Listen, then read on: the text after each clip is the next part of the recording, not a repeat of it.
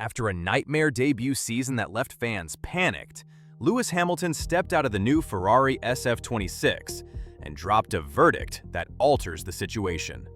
The Barcelona data is excellent and exposes a secret weapon nobody saw coming. Almanac confirms today is Monday, February 2nd, 2026, and the Formula One world has officially entered a chaotic era in modern history.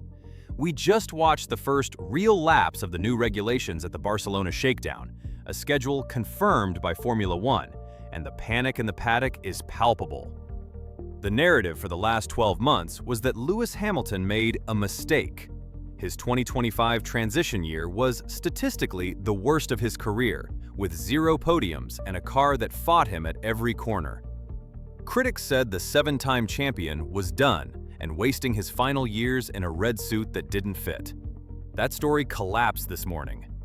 The new 2026 technical regulations have completely reset the grid by scrapping the MGU-H and enforcing a strict 50-50 power split between the engine and the battery.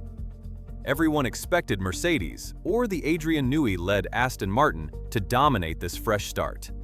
Instead, Ferrari topped the charts at the Barcelona shakedown, which concluded on Friday. The SF26 is more than a compliant evolution of last year's disaster. It features a radical interpretation of the new Z-mode active aerodynamics that seems to solve the grip issues that plagued Hamilton all last year. We are looking at a car that might finally give Charles Leclerc and Lewis Hamilton a fair fight for the title. The biggest talking point right now is Ferrari's unique solution to the new active aerodynamics rules. Under the 2026 regulations, cars must switch between Z mode for high downforce in corners and X mode for low drag on straights. Most teams, like Red Bull, went for a standard and safe flap adjustment, but Ferrari did not. Spotters at Turn 1 noticed the SF26 sports a rigid, leading-edge tower structure on the side pods that channels air aggressively when the wings articulate. It is a high-risk design because it breaks the rules if it flexes too much, but it seals the floor instantly in corners if it works. This explains why the car was fast, but also a handful in Sector 3. Hamilton described the Ferrari as snappy and sliding, while other drivers were wrestling with the loss of grip. He crucially noted it was more fun to drive.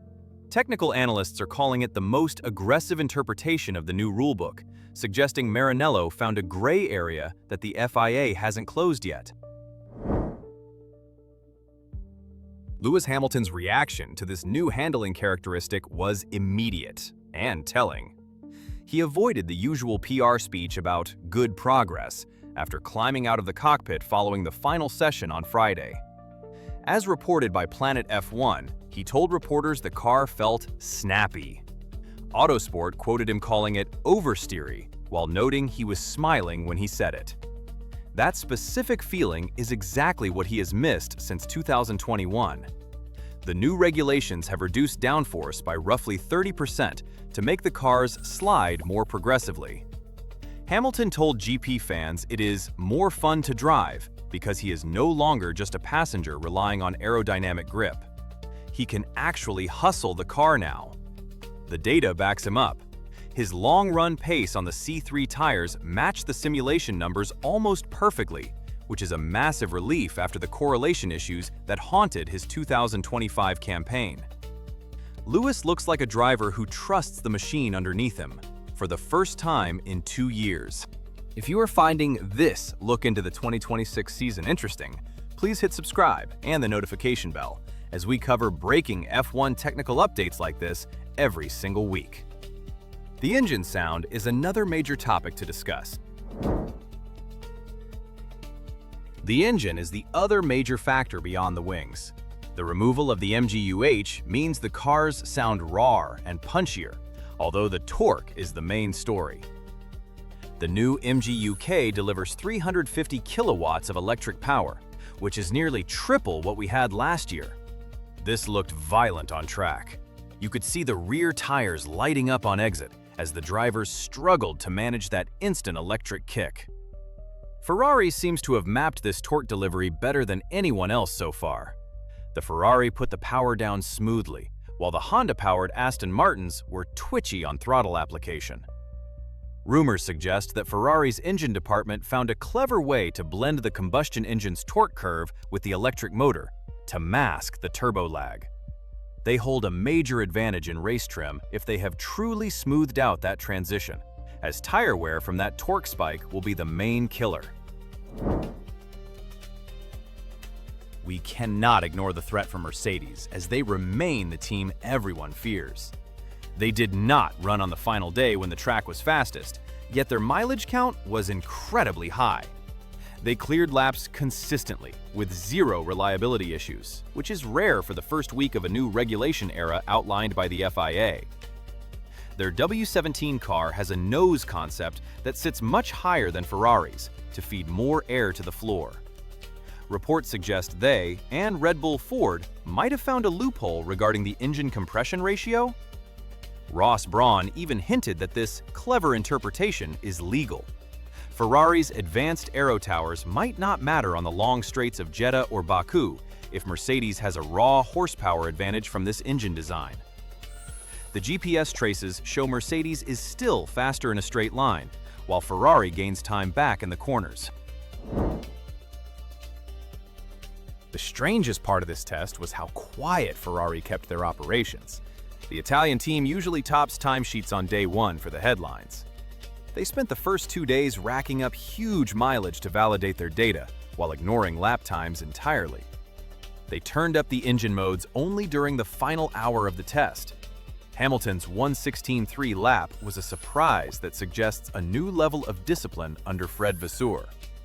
They are validating a specific design philosophy rather than chasing winter champion glory. They cleared over 2,000 kilometers in total, which is the gold standard for reliability. That number matters more than the lap time. Their engine was fast but fragile in 2022, but clearing that distance without a single smoke plume or hydraulic leak is the best news that Tifosi could have asked for. This car also sets the stage for an intense internal battle.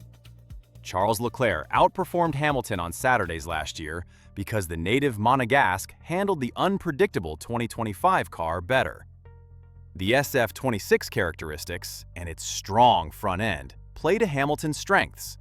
He has always needed a sharp front axle to be fast. Leclerc prefers a loose rear, which this car also has, but Hamilton will thrive if the balance shifts too much towards understeer to stabilize the aero. We saw signs of this on day 2 when Leclerc praised the car's balance, which was consistent with Hamilton's feedback.